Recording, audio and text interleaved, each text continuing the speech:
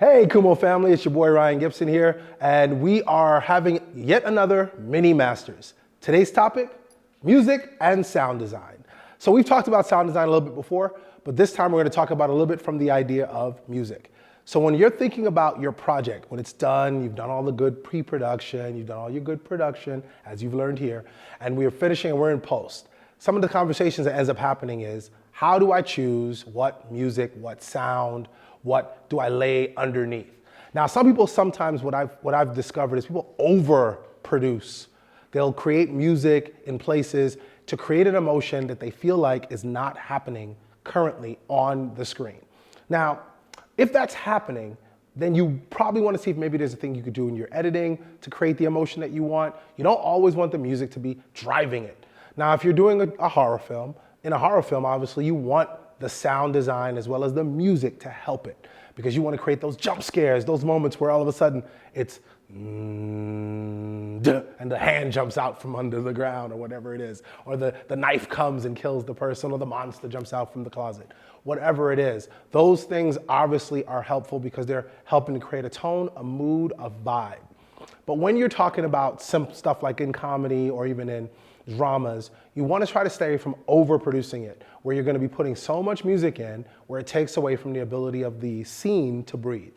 There's going to be moments where obviously you want to be able to layer it so that it helps it along, but you don't want it to be the thing that makes it happen. For instance, when we're thinking about music, think about what is it that you want to convey in the scene. So in drama, if the scene is, say, a love story, a love scene, and the person or persons they meet for the first time, maybe there's a sound you want to put in, or there's a theme song that you already have, something that maybe someone wrote for you, or you wrote for yourself, or if you're one of the lucky few, you're able to purchase them from one of the artists that you're familiar with. And you're able to layer that sound, that music into your production. If you can do that, then great, because that'll help you to kind of set up a theme and an overall sound design or an overall musical design that plays throughout the entirety of your project. And that's always helpful.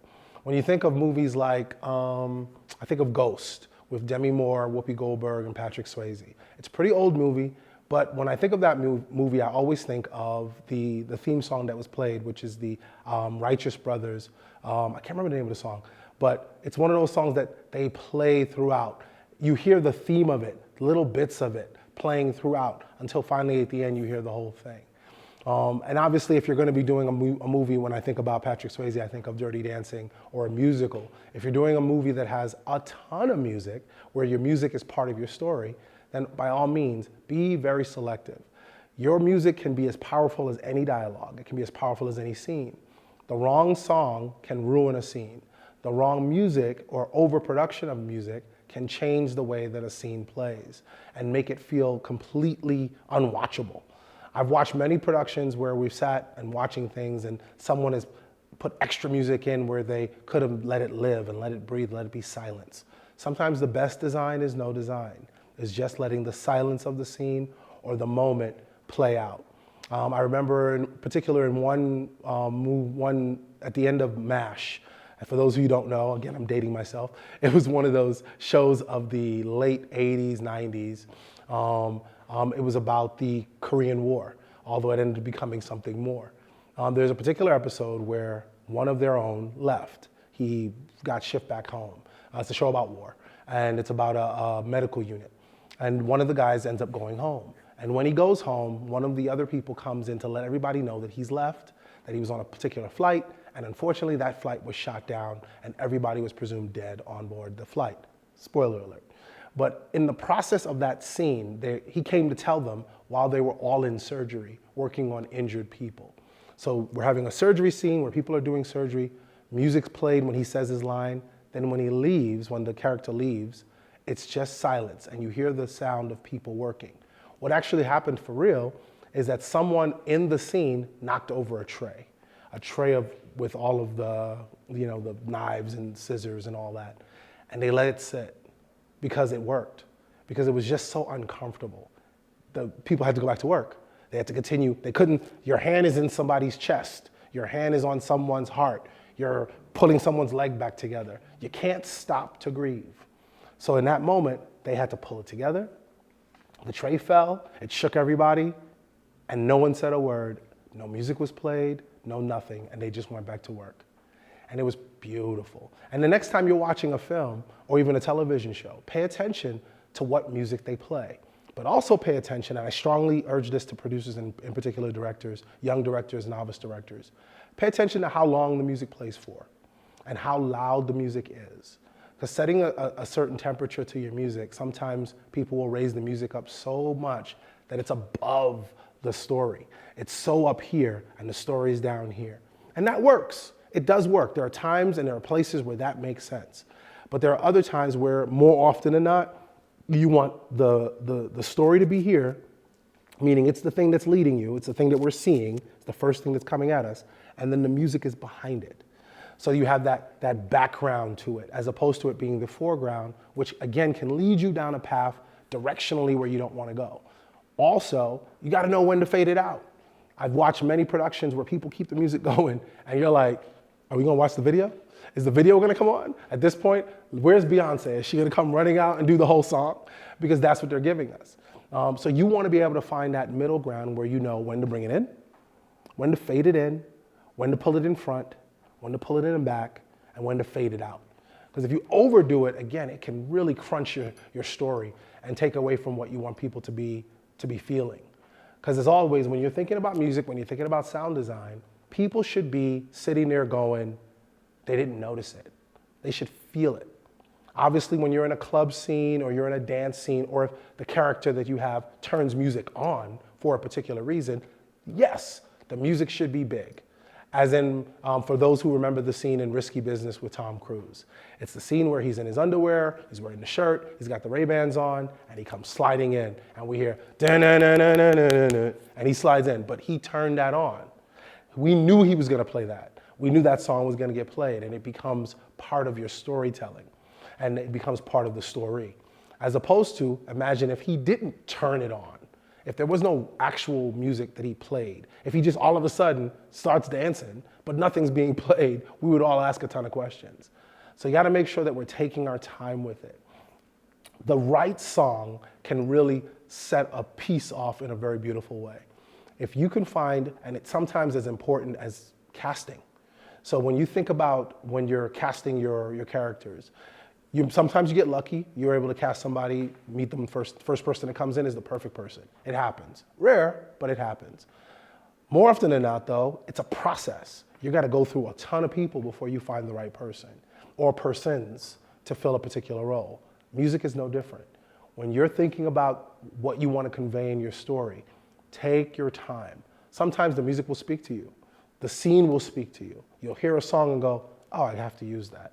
I've done it 1,000 times. When I'm writing, I play music on purpose because there's always that moment, it's this weird thing that happens almost always. At some point in the middle of writing, the music and what I'm writing will come together. And I'll end up playing the same song over and over and over again until I'm done with the scene. There have been many times I've been writing and the music has driven me so deep into this emotional space that tears are streaming down my face as I'm doing it. And if that happens, that tends to translate to the reader. When someone's reading it, they'll pick up on it. I've had many times where people have read something and come back to let me know that they felt this particular emotion, and I go, great. The emotion that I was conveying came through. And that was helped in no small part by the music that was playing for me at the time. So the same thing's true when you, as a producer, director, whomever you are making these decisions, editor, to decide what music to play. And editors, consider that you do have a part to play in this. If you know what this is supposed to be, if you know what the story is, if you have a clear sense of what it is, and you know you have a song that you think is perfect, that's not gonna kill your budget, because you also should find out before you bring it up to everyone, how much is this particular song gonna cost? Because certain songs are cheaper than others. If you have money, if you have a budget, songs that have been #1 are more expensive because they were #1. For you to be able to purchase, for you to be able to rent, for you to be able to put into your film. Songs that haven't been or more obscure songs, maybe even from the same artist. Like for instance, just like I said Beyonce earlier, let's just say someone wanted to use from Beyonce's first album. Almost every song on that album was #1 at one point. You're probably gonna have to pay a lot of money to get even 1 or 2 of them to play. That's true of even songs in the 60s, 70s, 80s. When the songs are super recognizable, when you hear, what's that song? It's like a song that people play, I can't think of what it is. It'll come to me. but there's a particular song that I always hear in almost all period movies for 60s. Time, I think it's Time. Time has come today. Time. It's terrible. But that song, both of y'all go look it up. But in that particular song, can somebody find out for me what that song is called? But in that particular song, it always gets played, especially in like Vietnam War movies. They always want to play that type of, that, like if you look up like not Saving Private Ryan, but Good Morning Vietnam, or any of the war epics that were done in the mid 80s. Those types of music are always played, and those are expensive. Those are super expensive. But if you can get someone who has something super obscure, it was the 4th, 5th, 7th track on their album that no one really paid attention to, and you're able to, but they're still a known person, you can create something just as memorable, just as interesting. But the songs that people readily know just by a thought, like I said with the Beyonce's first album, when she, what songs were on that album that was like, everybody knows, like off that very first one? Oh, Dangerously in Love, right? Dangerously in Love. What was the other one? Bootylicious wasn't that one, that was before that. But there are songs like that where as soon as you say it, you may not even know the words, but you might know the hook. And those things are gonna cost you. So obviously there are duty-free places you can go to get music. Usually that music doesn't have lyrics, because lyrics means someone had to write, and lyrics are expensive.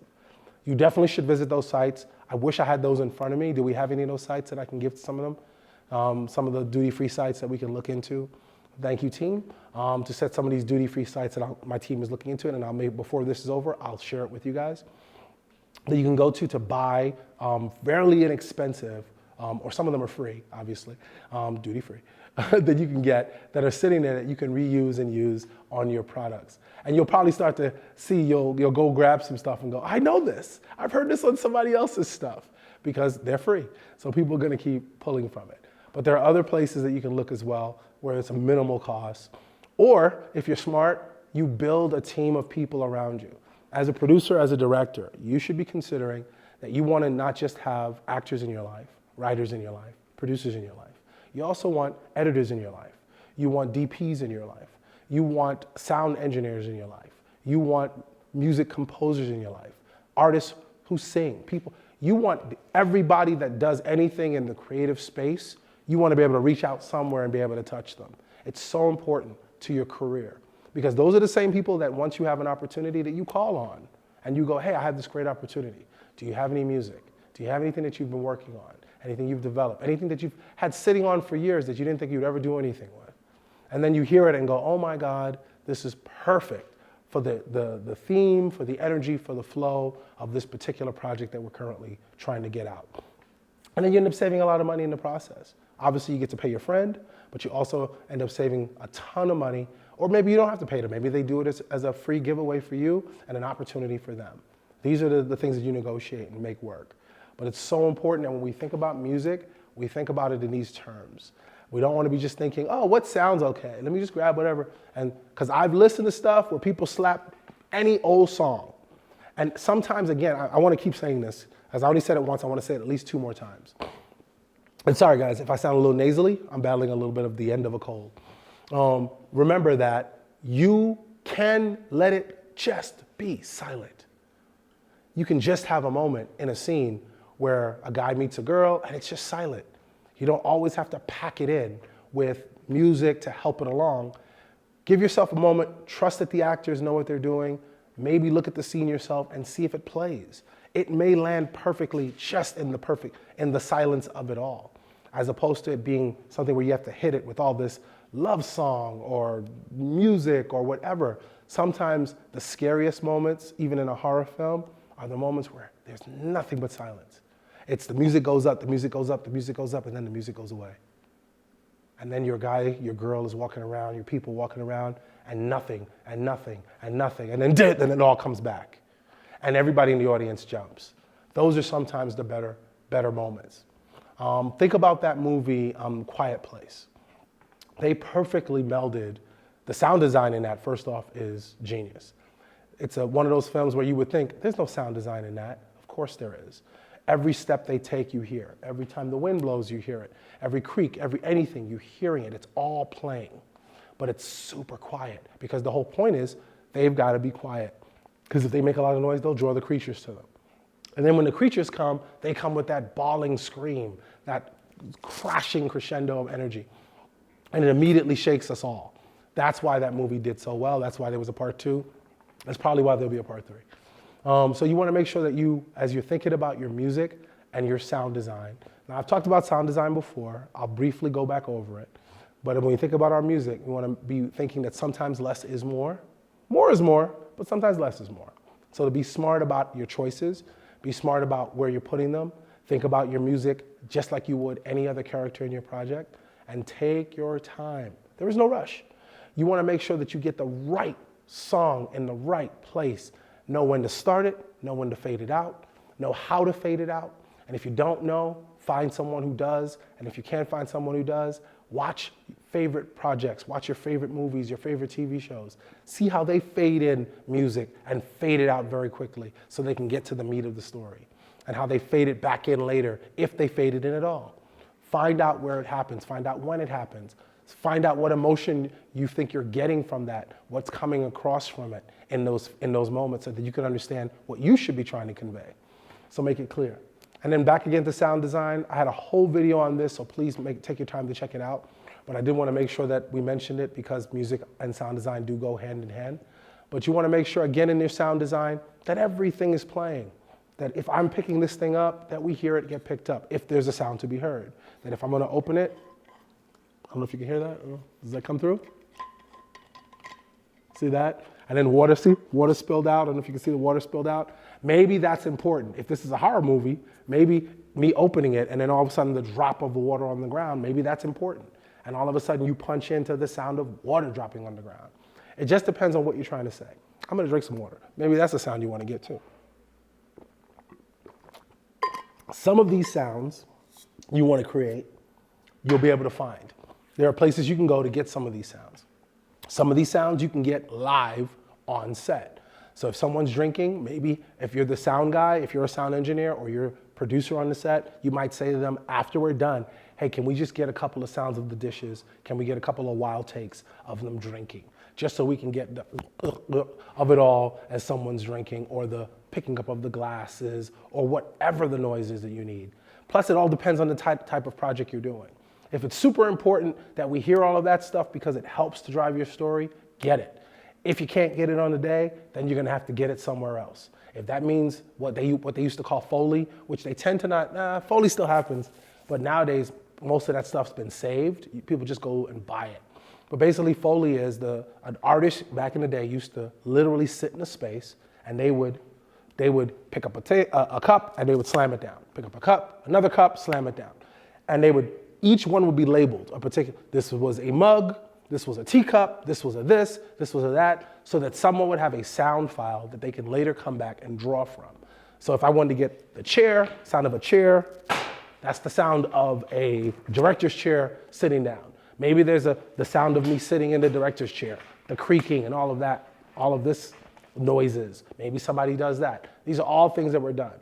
But now, in the digital age, a lot of this stuff has been digitized. A lot of this stuff you can create thanks to the magic of computers. So you don't have to go looking for them. So I urge you guys to make sure that, because I tend to notice that especially with new artists, new producers, new directors, sound is the one thing that people seem to don't care about. They're focused on the look of it, the feel of it, the acting of it. But they forget that at the end of the day, the sound experience, what we're hearing, is a huge component in what people are feeling.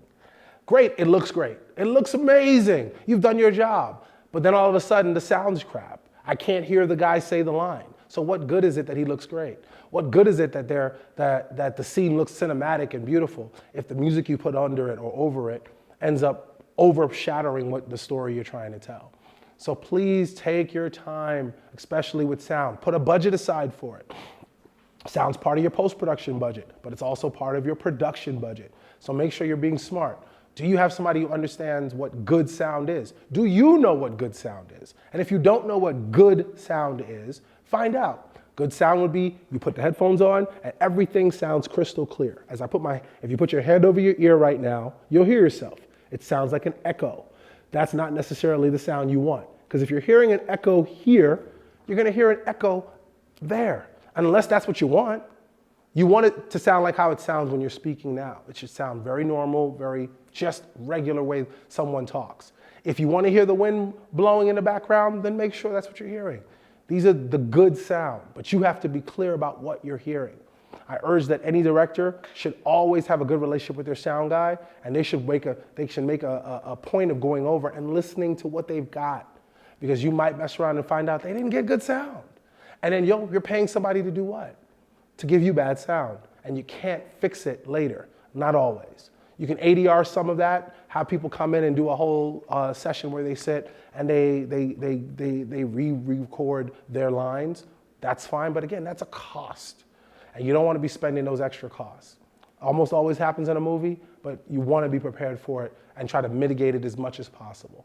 If you think sounds bad on a particular day, do the ADR right there. Have them say their lines again. Bring the mic over, have them run their lines again. Do it like if they were doing the scene, and you'll probably be able to use some of that. But these are all things that you have to know. So again, music, super important. Can set the tone, can set the mood, can layer your story, can help you get it right. Sound design can ensure that we, the audience who's watching your film, really feels it, really experience it the way that you want us to. Just watching it is not enough. We have to see it as much as we have to hear it. So make sure that we're hearing good stuff if you're going to show us good stuff. All right, were you guys able to get that information? Can I get it? Thank you, Ole. Thank you, Ma. All right, so this is, which one is this? This is for everybody can get their sounds. Thank you. So, thank you guys, team. This is a quick team. So, epidemicsound.com is a place to go. Audionetwork.com. Pond, P-O-N-D, 5.com. Elements with a capital S at the end. Is that an S or a 5? Is that S? S? Elements with a capital S dot, what is this? ENVATO.com? Is that right? Okay, said it right. Soundstripe.com. Premiumbeat.com. And strong, S-T-R-O-N-G, blocks.com. Some of these I've never heard of. I think I've heard of like Audio Network and I've heard of Soundstripe, but I don't think I've heard of the rest. But so I'm gonna take a look at this myself because this might be good information for me on my next project.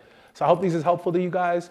Take your time. Remember, if you want to do it right, you only get one shot. So take your time and get it done correctly. Make sure the music is correct. Choose the right songs. Have other people listen to it when you're done. Let them listen to it and ask them that question. What'd you think of the music? If they say something like, it was a bit too much in places or it's overwhelming. One of the things I like to do when people are watching my product, when they're watching a film I've done, is I watch them because I've already seen this. I don't need to watch the film again. I watch them to see how they're reacting. Because it's through their reactions, sometimes you'll figure out what's working, what doesn't work, what lands, what doesn't land. And if people, when you're playing a certain song, if they go, and they just sort of tilt their head and they smile or they lean in, you got them. You know you're doing your job. But if they're sitting there going, they make that face, the scrunchy face, the what just happened face, and there's no reason for it in the story, then you may have an issue and you should look into it. But ask the questions. I wish you guys luck. And again, you can always make sure that you send us your messages here at Khumo Studios so that we can respond to some of them at the beginning of some of these pre-recorded mini masterclasses. Thank you guys again for your time. I hope you got something out of it. Hope you learned something. I hope your next project will be incredible. And as always, make sure to tell a friend, to tell a friend, to tell a friend, to take a look and take a listen to what we have going on. Hopefully our sound is good. All right, you guys have a good one.